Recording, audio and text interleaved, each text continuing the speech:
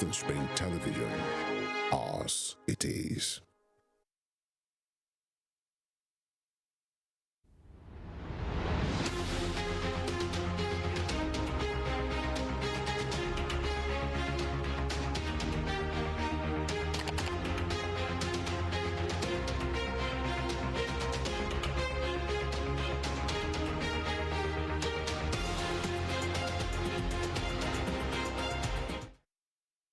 Good evening and welcome to Spring Global on Western Spring Television. Now the headlines. Ukraine Security Service raids Russian-linked Orthodox Church. UK Prime Minister clashes with Labour leader over NASA strike. United States military launches space unit in South Korea. My name is Evelyn Ohiola. Ukraine Security Service SBU has carried out counter-intelligence raid in suspected Russia-linked Ukrainian Orthodox Church St. George's Cathedral. SBU spokesperson Roxolana Yakoska said the measures aims to prevent manifestations of the Russian world as the facilities of the Ukrainian Orthodox Church under the Moscow Patriarchate. This comes after the SBU raided up to 14 Ukrainian Orthodox Church in Cherkasy, Volyn, Zhytomyr, and Kherson regions last week. Turkey President Recep Tayyip Erdogan says Turkey will continue to hold talks with Russia and Ukraine to end the ongoing war. Erdogan disclosed these on his arrival at Turkmenbashi Airport for a trilateral summit between Turkey, Azerbaijan, and Turkmenistan. He stated that diplomacy is the only way peace can be achieved in the region. He said he will continue to talk with Russian President Putin and Ukrainian President Zelensky, adding that hopefully a ceasefire can be achieved and then lasting peace in the region. German Chancellor Olaf Scholz says the European Union must work more closely together to strengthen common and fair trade with the United States. Scholz, speaking to the German parliament ahead of a European Union summit in Brussels, said Europe must not allow itself to be divided in the transatlantic relationship. He stated further that the Commission is united in its support for Ukraine, adding that anyone who tries to undermine the values of the Union will fail. Scholz added that support for Ukraine, including sanctions against Russia, would be maintained and intensified for as long as President Putin kept up his war against Kiev. Sweden government says when Sweden begins its presidency of the European Union, it will continue to push forward the unanimity of the region. Swedish Minister for European Union Affairs and Nordic Cooperation, Jessica Roswall, disclosed this in a press conference, stating that during the presidency of Sweden, the Union will continue to support Ukraine. She stated that the Union will keep up the pressure on Russia, adding that the top priorities for the Swedish presidency will be security. Sweden will begin its presidency of the Council of the European Union in the first half of 2023. The top priorities for Swedish presidency will be security for obvious reasons. We have a war in Ukraine and that will be a high priority for the Swedish presidency. And then we also have green transition and competitiveness and rule of law. We will push forward to continue the unanimity and to keep on the support to Ukraine, both economically and militarily and humanitarian, also political. So, and also of course to keep up. Italian Prime Minister Giorgia Meloni says Italy will bring the energy price issue up at the coming European Union summit set to hold on December 15 to 16. Meloni revealed this in an address to the Italian Upper House, adding that there is unfortunately no substantial news from the European Energy Council. She stated that talks are still ongoing and Italy will bring the issue to the table of the European Council when it begins tomorrow. Meloni had earlier said Italy would take action independently to deal with the bloc's energy crisis without a timely and effective EU action. United Kingdom Prime Minister Rishi Sunak has lamented the tragic loss of human life following the capsizing of a small boat and the English Channel. The Premier made this known at the start of the weekly Prime Minister's Questions, adding that his heart goes out to all those affected. A lot of people are feared dead after a small migrant boat ran into difficulties early this morning in the English Channel near Kent. Major search and rescue operation was launched in UK waters in freezing conditions after reports of the incident at about 300 GMT. Mr. Speaker, I'm sure the whole House will share my sorrow at the capsizing of a small boat in the Channel in the early hours of this morning and the tragic loss of human life. Our hearts go out to all those affected and our tributes to those involved in the extensive rescue operation. Still in the UK, Prime Minister Rishi Sunak has clashed with the opposition Labour leader Sir Keir Starmer over the upcoming strike by nurses in England and Wales. At the Prime Minister's Questions today, the Labour leader called the strike a badge of shame for the government. Prime Minister Sunak, while replying the opposition leader, said Labour would not stand up to pay the demands of the union. British nurses are set to go on strike for the first time ever tomorrow, December 15, after government failed to meet the demands of the union. Mr. Speaker, nurses going on strike is a badge of shame for this government. Instead of showing leadership, he's playing games with people's health. They've been forced into it because the government has broken the health system. Ask anyone in the NHS. They will tell you they don't have enough staff. 133,000 vacancies. And there's an obvious solution. Scrap the non-dom status and use the money to bring through the next generation of doctors and nurses. That's what Labour would do. Mr. Speaker, we're already investing billions more in the NHS. We're already hiring thousands more doctors and nurses. Last year, when everyone else in the public sector had a public sector pay freeze, the nurses received a 3% pay rise. If he thinks it's right that pay demands of 19% are met, then he should say so. What's weak, Mr. Speaker, is he's not strong enough to stand up to the union. In Africa, more than 120 people have been killed following the worst floods in years in the capital of the Democratic Republic of Congo, Kinshasa. Major roads in the city center were submerged as heavy rains continued for hours and several homes collapsed. Many of those who died were in hillside areas which suffered landslides. The government has announced a 3-day period of national mourning. A lawsuit accusing Meta platforms of enabling violent and hateful posts from Ethiopia to flourish on Facebook, inflaming the country's bloody civil war, has been filed. The lawsuit filed in Kenya's High Court yesterday was brought by 2 Ethiopian researchers and the Kenyan rights group Katiba Institute. It alleges that Facebook's recommendation systems amplified violent posts in Ethiopia, including several that preceded the murder of the father of one of the researchers. The plaintiffs are asking the court to order Meta to take emergency steps to demote violent content and create restitution funds of about $2 billion for victims of violence incited on Facebook. Posts calling for his father to be murdered, he reported them to Facebook severally. And not only did Facebook take over a month to get back to him, when they finally did, they said, yes, these posts violate the Facebook community standards and we are going to take them down. But a whole year later, as recent as last week, one of the posts was still up on Facebook. Why did it take over a month to take down a post that calls for the murder of somebody? Why was the post left up for over a year?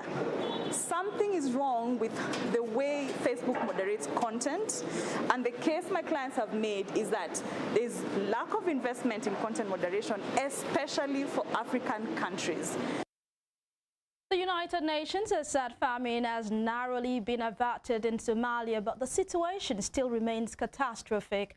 The spokesman for the UN Office for the Coordination of Humanitarian Affairs, Jens Lake, stated this after the UN and other experts released a new food security report. The report revealed that more than 8 million people face an unprecedented level of need after 5 consecutive failed rainy seasons and exceptionally high food prices. It said the report does not lead to a declaration of famine at this point, thanks to the response of humanitarian organizations and local communities. He, however, stated that does not mean that the people are not experiencing catastrophic food shortages, revealing that they have kept famine outside the door, but nobody knows for how long. You're watching Spring Global on Western Spring Television. We will be back after this break.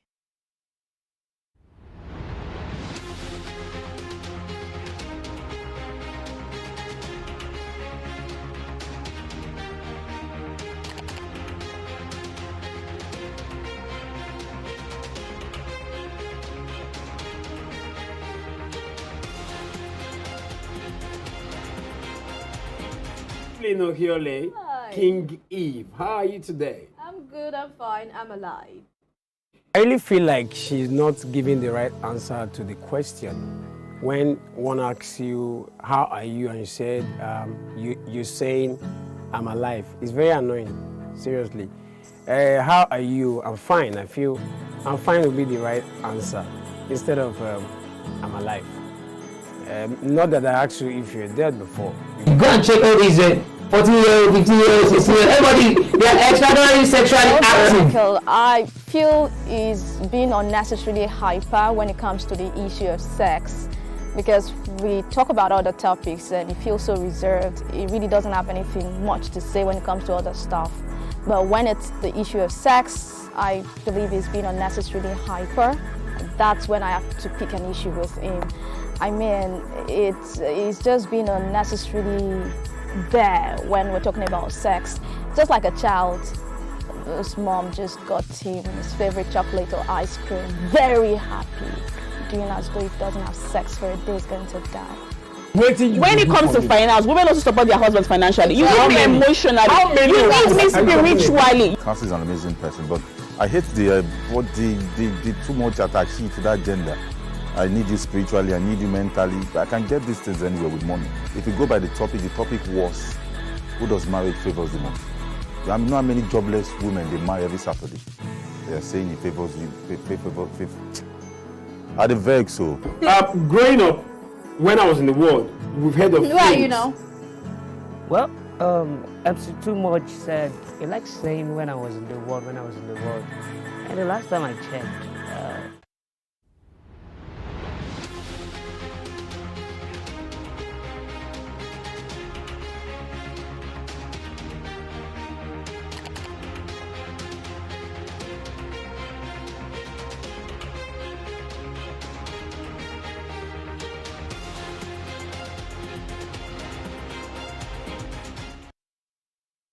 Welcome back. The United States military has launched a Space Force unit in South Korea that will help better detect ballistic missile launches from North Korea. North Korea has carried out a record-breaking blitz of weapons tests this year, including its newest intercontinental ballistic missile last month. Lieutenant Colonel Joshua McCullion, who will lead the new Space Force unit, said it will provide near real-time detection and warning of ballistic missile launches. According to him, the new unit enhances the ironclad commitment to the U.S.-Korean alliance. Around 28,500 U.S. troops are stationed in South Korea to help protect it from nuclear-armed North Korea.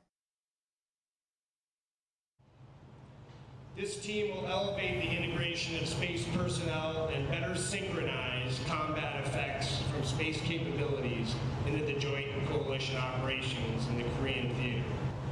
These Guardians know this theater better than anyone else in the U.S. Space Force and are ready to leverage their expertise on behalf of United States Forces Korea, Combined Forces Command, and United Nations Command.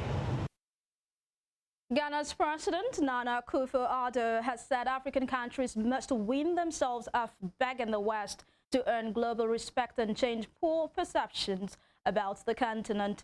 Mr. Akufo-Addo said if African countries stop being beggars and spend African money inside the continent, Africa will not need to ask for respect from anyone but will get the respect it deserves. He made the remarks during the opening of the U.S.-Africa Leaders Summit in Washington, D.C. Mr. Akufo-Addo urged greater solidarity amongst Africans to address shared aspirations. Dozens of African leaders are in Washington to discuss cooperation with the U.S. amidst growing China's and Russian influence on the continent. In his remarks earlier, U.S. Secretary of Defense Lloyd Austin warned that China and Russia were destabilizing Africa with their growing inroads. Thank you all. You know, the PRC, we're witnessing the PRC expand its footprint on the continent on a daily basis. And as they do that, they're also expanding their economic influence. The troubling piece there is that they're not always transparent in terms of what they're doing, and that creates problems that will be eventually destabilizing if they're not already. We see Russia continuing to peddle cheap weapons. Some of that was mentioned before by one of our senior leaders here. And also, we see Russia employing mercenaries across the continent, and that is destabilizing as well. And so the combination of those activities by those two new countries, I think, that bears watching, and certainly I think their influence, again, can be destabilizing. China says it is firmly opposed to Japan's proposed defense overhaul, which is the biggest in decades to tackle the threat from China. The Chinese Foreign Ministry spokesperson stated this, adding that Japan's proposed defense policy document deviates from Japan's commitment to bilateral relations. The ministry also called on the United States to respect the will of the African people instead of smearing other countries. The U.S. Defense Secretary Lloyd Austin had during the Africa-U.S. summit accused China and Russia of destabilizing the region through its growing economic influences. Fiji Prime Minister Frank Bainimarama says he will respect the outcome of the country's election as he faces a rival ex-coup leader looking to end his 16 years in power and pivot away from China. Casting his ballot in the capital, Suva, he said he would respect the result before lashing out at reporters suggesting they ask better questions. The 68-year-old led a coup to seize control of Fiji in 2006 and has since legitimized his grip and power with election wins in 2014 and 2018. Meanwhile, some Fijian voters look forward to a change in government as the polls for the country's general election close. Something for change, because right now most of for the government now, okay, I won't say the older generation, I would say just something for change for the younger ones, because they will be the ones who will be leading in the future. With this election, there'll be, there's a lot of people coming in, campaigning, and it's interesting to know their manifestos and all that, so it's quite exciting. Do you agree with what? Whichever government, will take us through in the next few years, we hope that there is a change. Whether it's still the existing government or another new government, we hope for a change. Some people say it's time for change, it's time for a change. Probably there's a different mixed feeling with other people and feeling with us, It depends on what government is doing what. It's not that it's a matter of, you giving out something freebies, It's a matter of what government is doing. Georgian former President Mikhail Saakashvili has called on French President Emmanuel Macron to save his soul as he is dying in prison. Saakashvili, 54, in a handwritten note to the French president, said he had little time to leave, calling on international community to press Georgia to release him. The former leader has been in a Georgian jail after being convicted of abuse of power while in office for more than a year. A court in Tbilisi today was due to consider whether to suspend the sentence or release him on humanitarian grounds for medical treatment abroad. But the hearing was postponed because no video link had been set up. In business, Elon Musk is no longer the world's richest man after a sharp drop in the value of his shares in electric car company Tesla this year. Bloomberg, Mr. Musk has been overtaken at the top spot by Bernard Arnault, the chief executive of luxury goods group LVMH. Mr. Musk is chief executive and largest shareholder in Tesla, with a reported stake of about 14%. He completed a $44 billion takeover of social media Twitter in October. According to Forbes, Mr. Musk is now worth about $178 billion, while Bernard Arnault has a value of $188 billion. Team semi-final World Cup match against reigning champions France. Morocco became the first Arab and African side to make it to a World Cup semi-final after defeating Portugal last week in a shock result. Across Casablanca,